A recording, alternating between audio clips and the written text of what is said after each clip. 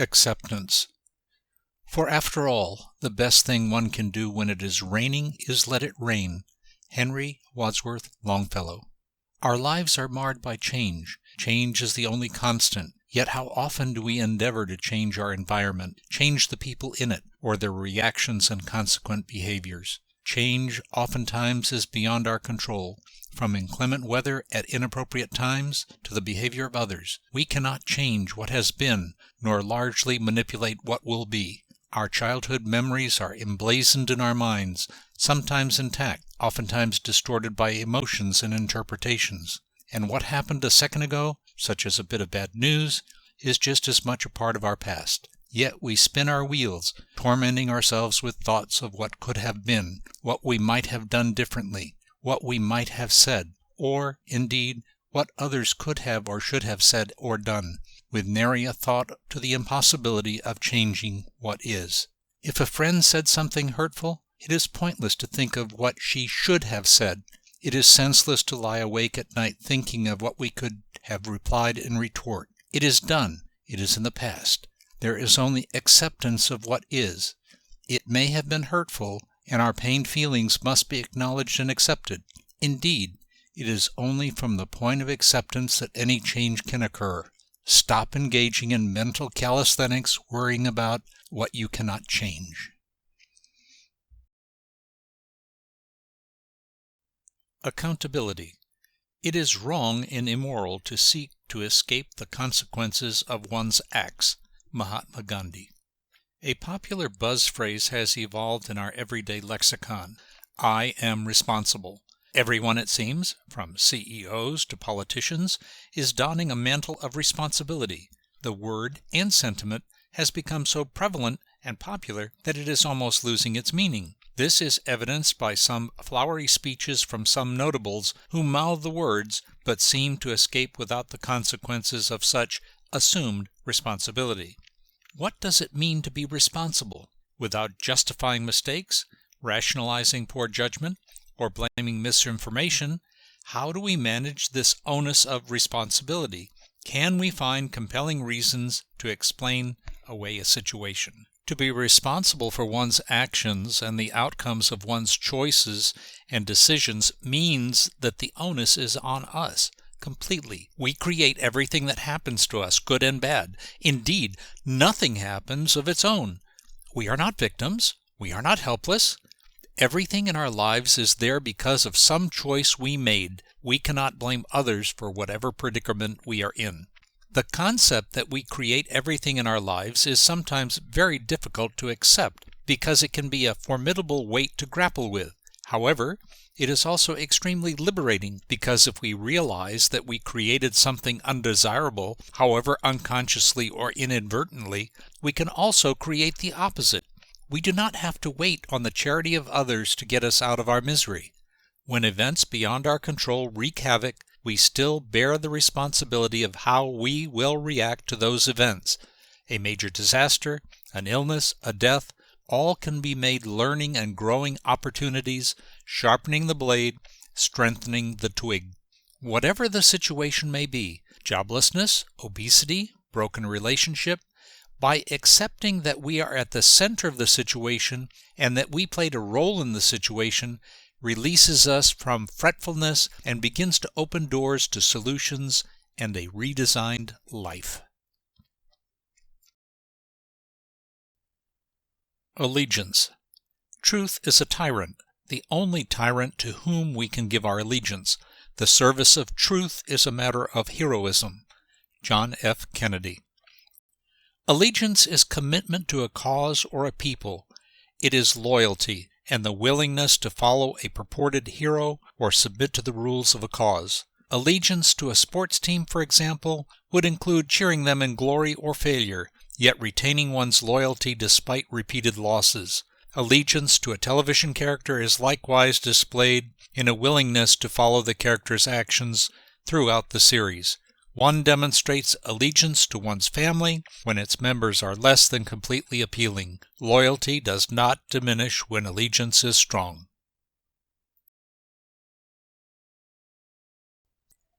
Ambition. Intelligence without ambition is a bird without wings. Salvador Dali. How does ambition fit in with values? Have we not all heard that ambition is evil, driving men to all forms of unscrupulous behavior? Indeed, however, ambition also has a motivating trait, that of impelling action. It is all well and good to come up with a bright idea, but how shall we implement it? Ambition is the hunger that compels us to achieve a desired goal through hard work and determination, through curiosity and moxie. Appreciation. Dwell on the beauty of life. Watch the stars and see yourself running with them. Marcus Aurelius. Appreciation is the recognition of something. The word is used to denote thanks, and in fact, appreciation is closely connected with acknowledgement for a job well done, for the gifts one has been given, both material and otherwise. Appreciate what you have in all its glory. When someone says, "I appreciate that," it usually means thank you. But appreciation as an inner value goes much more deeply. It acknowledges and recognizes deeply felt contributions and gifts. Recognition for a job well done is a gift given freely and sincerely. Sincerity cannot be faked. Sincere appreciation is not flattery. Flattery does not feel genuine, and therefore does not feel good. In fact, it may actually feel demeaning and patronizing, but sincere acknowledgement is also deeply felt.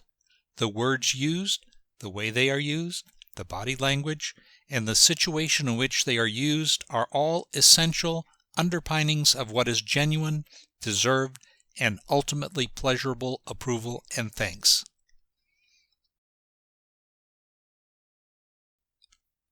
Beauty. For attractive lips, speak words of kindness. For lovely eyes, seek out the good in people. For a slim figure, share your food with the hungry. For beautiful hair, let a child run their fingers through it once a day. For poise, walk with the knowledge that you never walk alone. People, more than things, have to be restored, renewed, revived, reclaimed, and redeemed. Remember, if you ever need a helping hand, you will find one at the end of each of your arms. As you grow older, you will discover that you have two hands, one for helping yourself and the other for helping others. Sam Levinson. The great philosopher Mortimer Adler spoke about aesthetics, or what beauty means beyond personal taste or conventional agreement. In everyday speech, when people use words such as beauty or beautiful, they typically mean something they subjectively think as pleasing to the eye. The concept of philosophical aesthetics somehow has escaped conventional consciousness. St. Thomas Aquinas' definition of beauty as that which pleases upon being seen tends to support subjectivism. For being seen, substitute being beheld. What Aquinas is saying is that which, when beheld, gives pleasure we call beautiful. Different persons get pleasure of this sort from different objects. They differ in their tastes. What one person finds enjoyable, another might behold with no pleasure at all. However, there is another aspect of beauty that most people fail to consider. In addition to the enjoyable, there is the admirable. What makes one object more admirable than another is some excellence in the object itself. Leonardo da Vinci described the golden triangle as the special symmetry that results in a pleasing appearance. There are those who still doubt that there is an objective aspect to beauty. What makes something beautiful and admirable frequently is its own excellence, its own inherent traits, rather than the subjective sense of the beholder. Beauty is the characteristic of a person, animal, place, or idea that offers a perceptual impression of pleasure or satisfaction. It is the interpretation of something as being in harmony with nature. It may even give rise to feelings of well-being, and so is believed to be useful as a survival tool.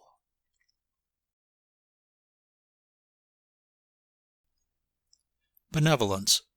You have not lived today until you have done something for someone who can never repay you. John Bunyan. Benevolence is the act of doing good, not for political recognition, not for acknowledgement of any kind, not for a medal, and not as a line entry on a resume. Benevolence is an act of kindness done for its own sake. There is no heroism here, no seeking adulation. It is a silent act whose only reward is inwardly felt.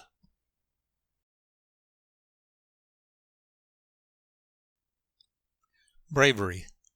I learned that courage was not the absence of fear, but the triumph over it. The brave man is not he who does not feel afraid, but he who conquers that fear. Nelson Mandela.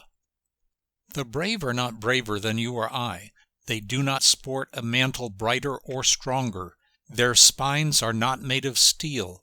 They have simply learned to face their enemies, confront their demons, accept that fear is a force that protects rather than destroys. The brave are simply those who have befriended their fear.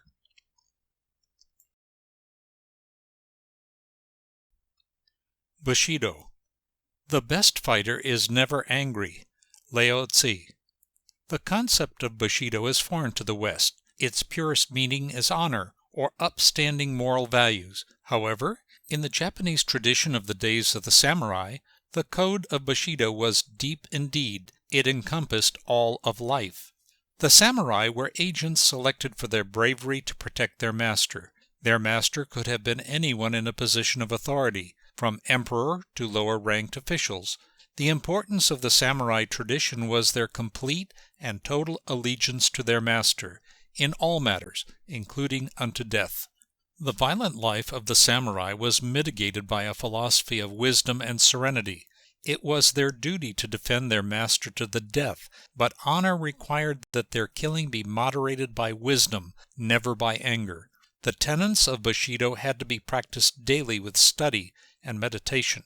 In the words of William Scott Wilson, Ideals of the Samurai, Writings of Japanese Warriors, 1982, if a man does not investigate into the matter of Bushido daily, it will be difficult for him to die a brave and manly death. Thus, it is essential to engrave this business of the warrior into one's mind well.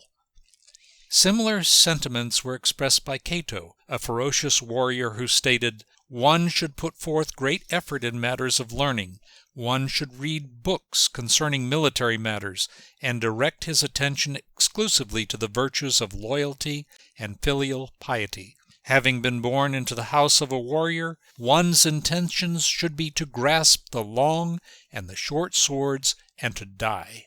The code of the samurai was distinguished by 8 tenets or virtues: rectitude, courage, benevolence, respect, honesty, honor, loyalty, filial piety, wisdom, and care for the aged.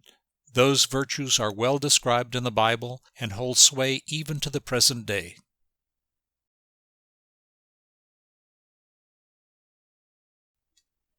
Caring.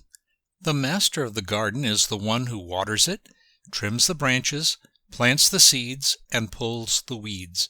If you merely stroll through the garden, you are but an acolyte. Vera Nazarian. Caring does not imply liking what you are doing.